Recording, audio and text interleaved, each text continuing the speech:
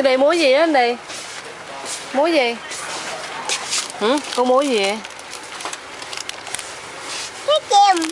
Trái tim đâu? Ừ. Đâu, thôi mẹ con phải trái tim không? Giỏi quá ta, trái tim nữa ta, hay quá ta. Biết trái tim nữa.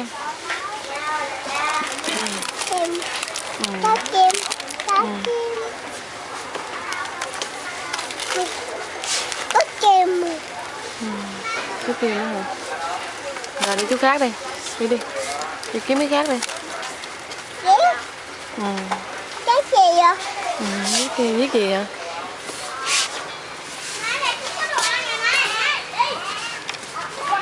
Bài. Hả? Học bài. Học bài hả? Cái này là học bài hả? Học bài nè. Cái gì con? Gấu. Này là cái con gì nè, xin đi, con gì? Con gì? Mon đó hả?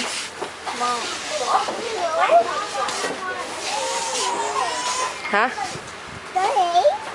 Con khỉ.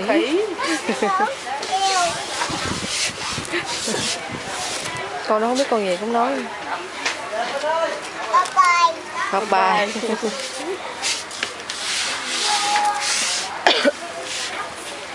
Chứ lo.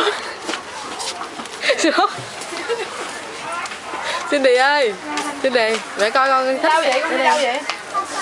Học bài. Cindy đi đâu đó? Cindy đi đâu? Học bài. Học bài. Đừng có túi hẻm luôn cái này.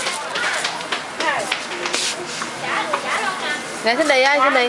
Ở đây nè, có này đẹp nè, cái con thỏ đẹp nè con. Trả nó lại đi. Lấy con thỏ đi.